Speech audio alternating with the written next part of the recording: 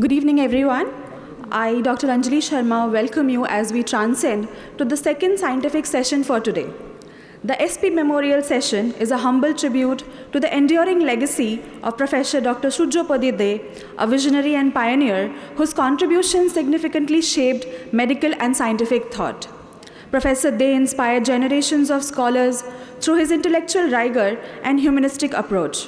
This memorial session aims to honor his life, ideals, and scientific spirit by fostering meaningful dialogue, critical inquiry, and innovation, values he upheld throughout his distinguished career. To chair the session, may I now request Dr. Subhash Kaushik Sir, Director General, Central Council for Research in Homeopathy, as the chairperson for this session. Sir, can we please have you on stage?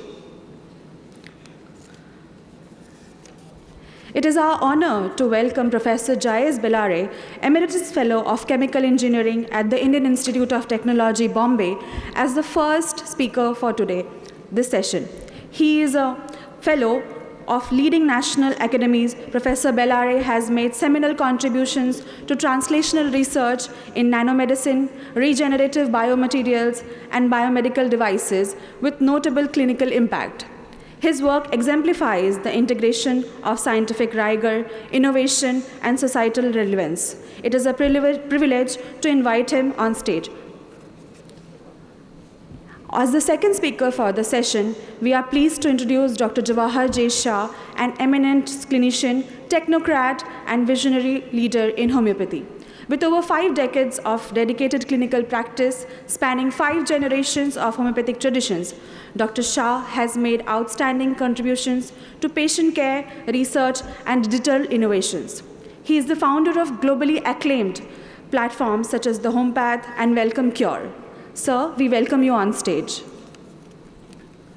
For the third speaker for the session, I am pleased to introduce to the hall Dr. Ajit Kulkarni, Sir, Director of Homeopathic Institute, Pune, a veteran clinician and internationally acclaimed teacher. Dr. Kulkarni has made enduring contributions to homeopathic scholarship. He is the author and co-author of several homeopathic authoritative works, including Absolute Homeopathic Materia Medica and Homeopathic Posology, amongst others. With over 100 publications and multiple natural honors, his work reflects deep scientific insight and academic excellence. Sir, we welcome you on the stage. The last speaker for today's session is Dr. Kaushik Bhar, Sir, a PhD in biochemistry, currently serving as Executive Director at the Hahnemann Publishing Co. Private Limited, Kolkata. Dr. Bhar, Sir, brings a strong interdisciplinary background spanning molecular oncopharmacology, biomedical research, and homeopathic drug standardization. His contributions significantly strengthens the interface between modern biochemistry and homeopathic research. I humbly request Sir to join us on stage. With that, we go on to the first session for today by Dr. Jayes Bellare, Sir, which is on the nanoparticles, the basis of homeopathic medicines. Sir, can you please take over the stage? Welcome. Thank you.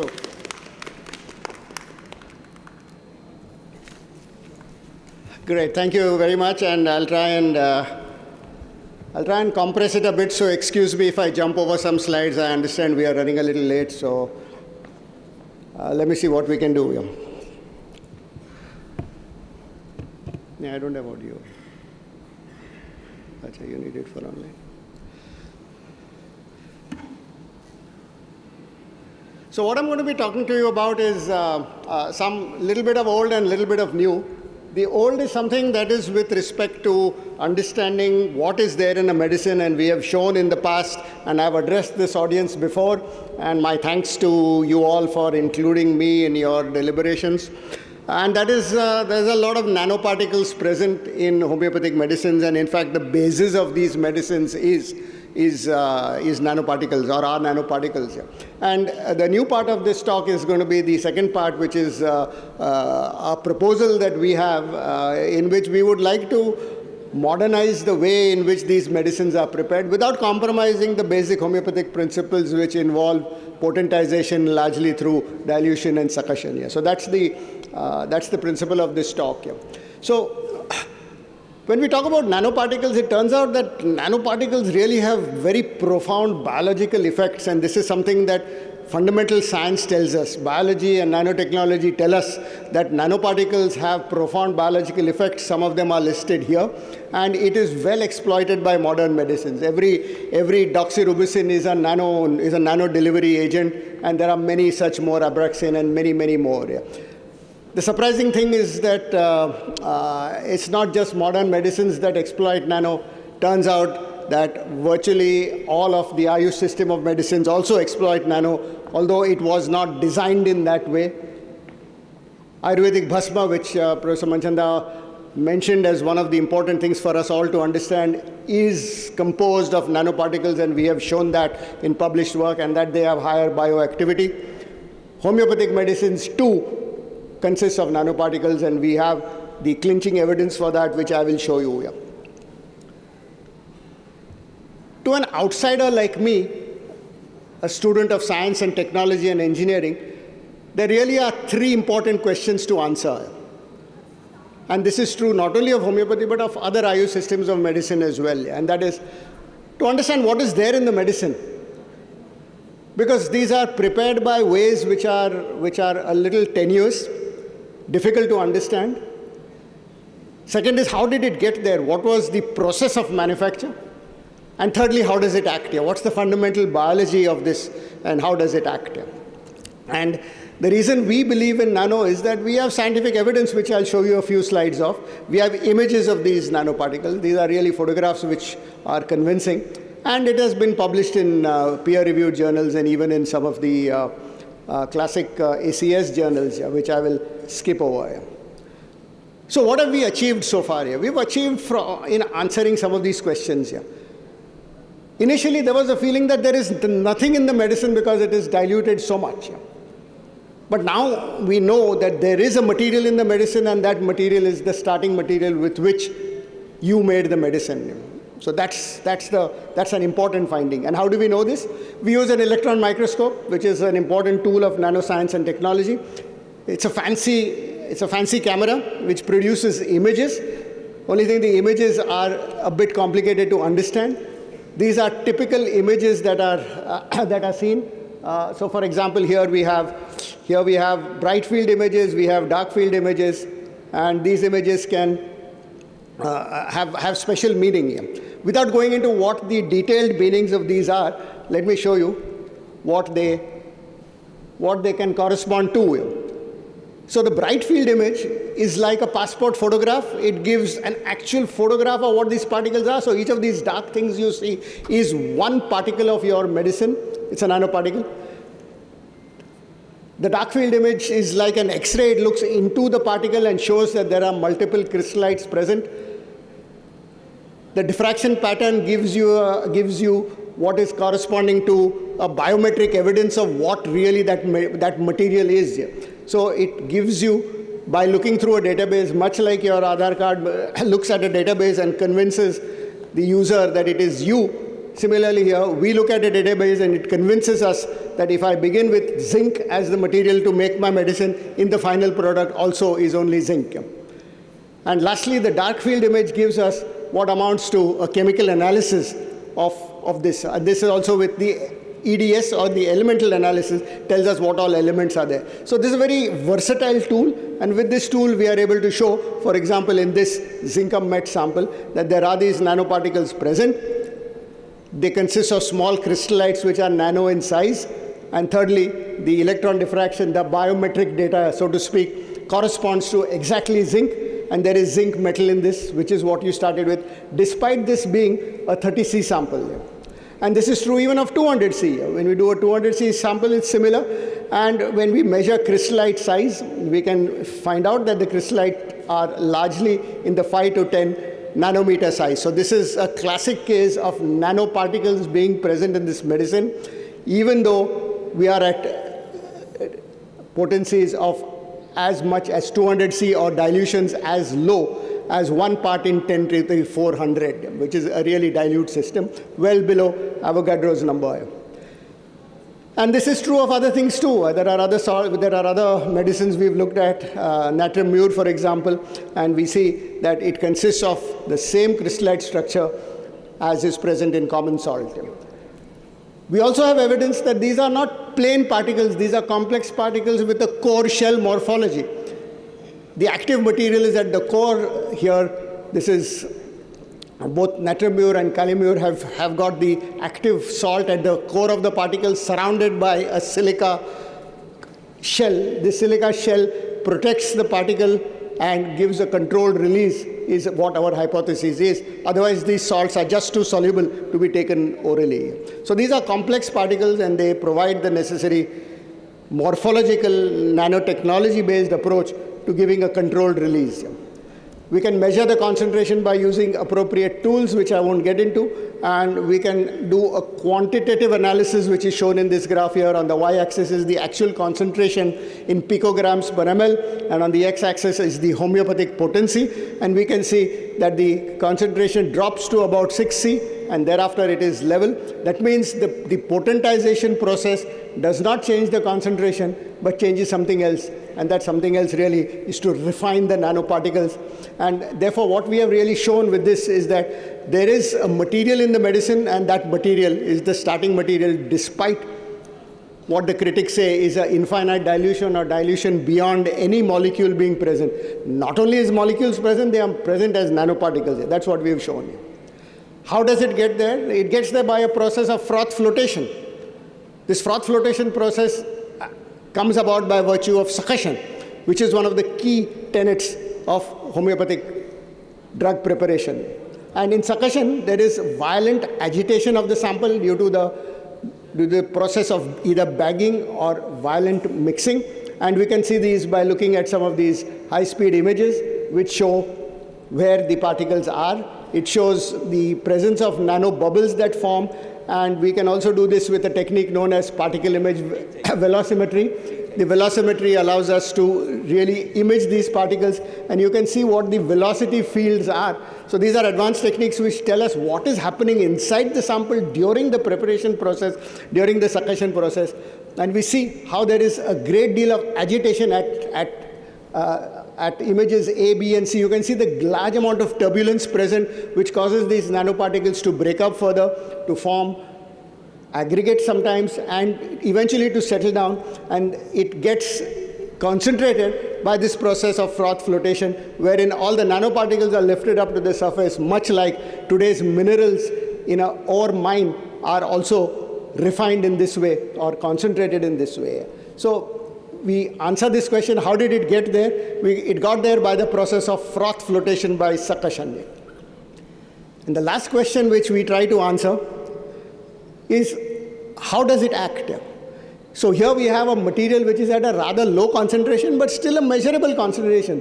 It's not that there's nothing in there. It's not that the water needs to carry a memory. Nothing of that sort. It's the original material present at low levels, and at low levels can provide a pharmaceutical effect. This is a process known as hormesis, and we do this test by a standard biological test known as the MTT test, which measures mitochondrial activity. And we show through this graph here that what hormesis is. Hormesis says that at above a certain concentration, you have a toxic limit and things are toxic. Below a certain concentration, there is no effect. But there is a sweet spot in between, a range of concentration in which there is a pharmaceutical effect. And that effect is what is called the hormesis process, completely nothing to do with homeopathy per se, present in many allopathic drugs as well.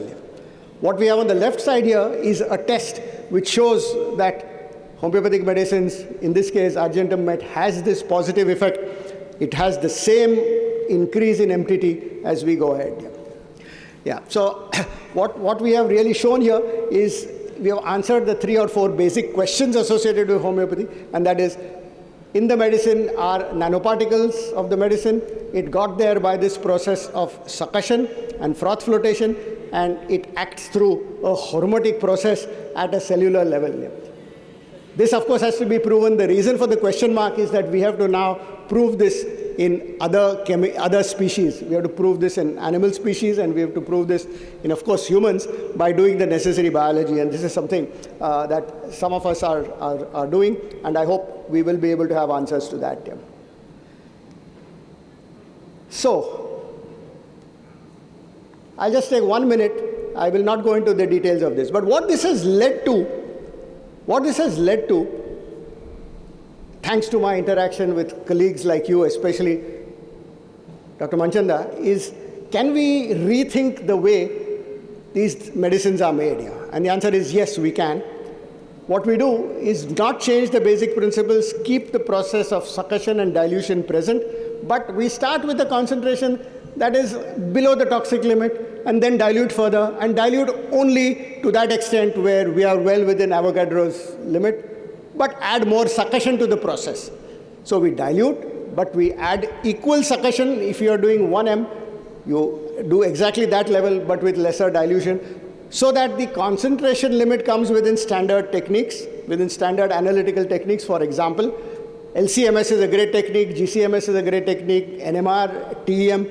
These are modern tools which allow us to measure this. And thanks to what we've done, which I won't get into because I can see I'm under pressure here to close. So let me close by saying that thanks to what we began as a fundamental study, today has reflected in a way that may actually help in 2 ways. One is efficient, quicker way of preparing without compromising principles.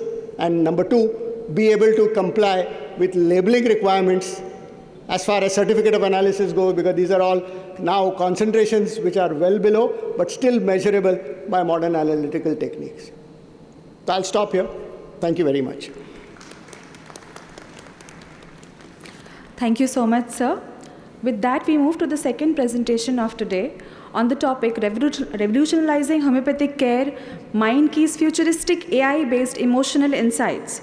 For that, may I now request Dr. Jawahar J. Shah, sir, to kindly come up on the stage.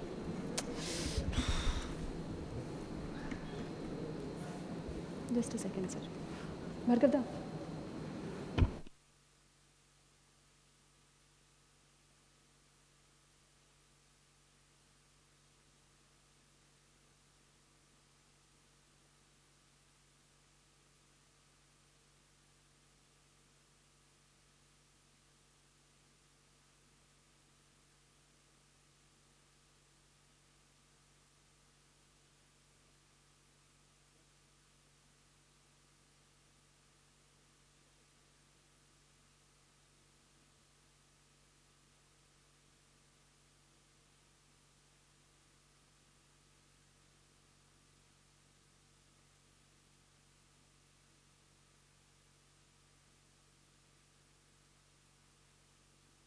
You are on, sir.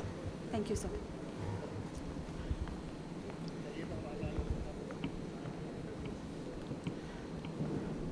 Respected dignitaries,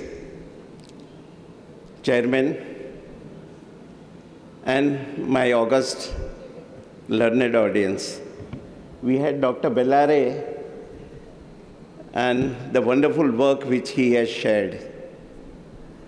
The world is changing at an amazing speed, and there is a major shift which is happening. There is a new era of well-being where science meets care, where technology meets you. A journey of faith and healing and legacy. We are 5 generations into homeopathy, and the 50 years have gone in healing. A mission rooted with compassion, a legacy built with love and dedication, thousands of lives touched, and countless hearts inspired.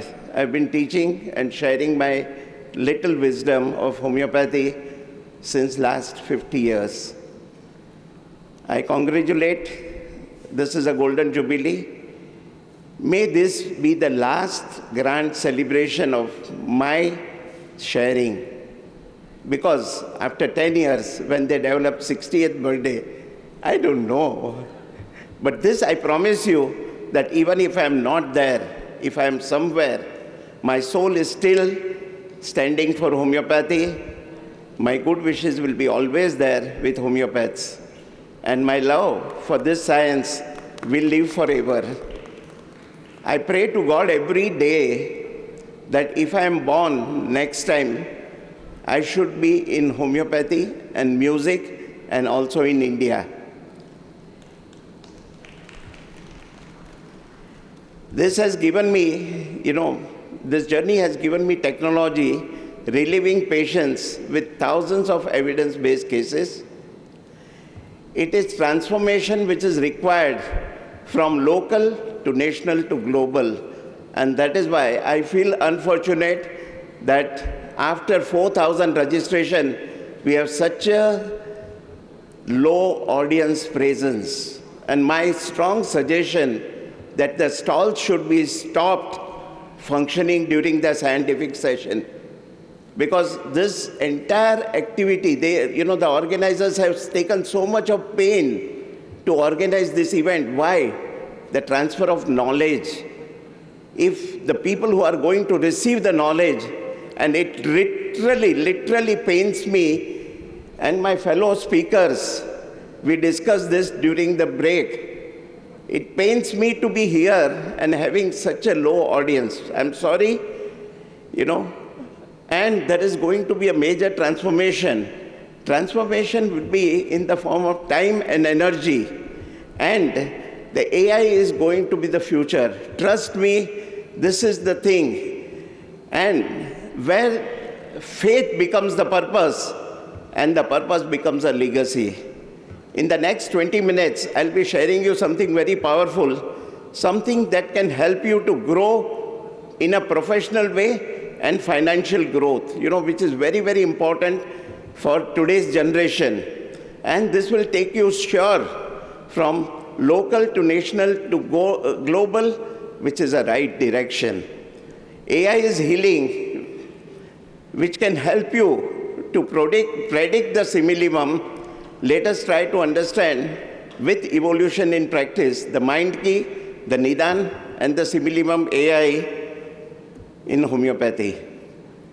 What we can learn from, we did a small survey, and in that, homeopathy is a perfect science which is required for AI, which can easily adopt to AI, because we have millions of symptoms, the rubrics, millions of in-depth case studies across last 200 years, and trillions of permutations and combinations, which is ideally required for AI.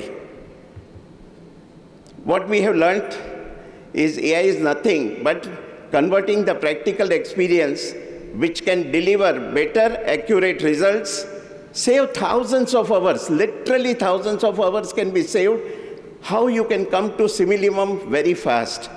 Guides on multiple permutations and combinations, which are amazingly, and I have been into technology from 1980. So 45 long years I have spent in technology. It improves your results, thus by improving your practice and financial growth, because the younger generation is not interested in anything but finances. Okay? So simple methods, deep transformation. And that is what I'm going to share. It's a holistic, integrative, practical. We are going to talk about MindKey, Nidan, and how we can get evidence-based results. Your mind, your body, one unified story. This is the future of wellness, where technology meets the intuition. A lot of our practitioners have intuition, amazing intuition. I still remember, some of the teachers like Dr. Dubey, the patient would walk in and he would say causticum. Now this was the intuitive practice.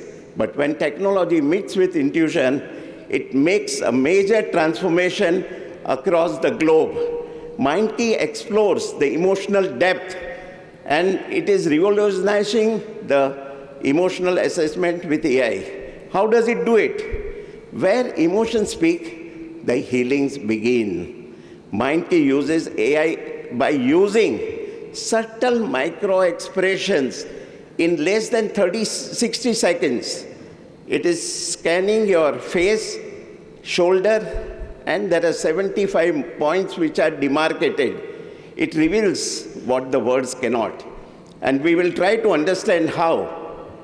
There are different colors for different emotions: the calmness, the happy, the pride, passion, love, surprise, fear, engagement, impatience, pensiveness, disgust, stress, and engagement. It analyzes those finer emotions and two separate element, how the person is stressed or what is his capacity to engage on any subject. It gives less than 2 minutes. All the reports are on your table. And you can see that it gives in the form of line graph and the bar chart. And all these different emotions are very objectively available. More than 10,000 individuals have been tested, and this helps us to trace emotional imbalances influencing health. Understanding the hidden stress monitors emotional progress. So when you give the right medicine, the emotional progress or the transformation which happens with them, and it supports the mental balance and resilience, and it personalizes when you understand more. And I'll be sharing very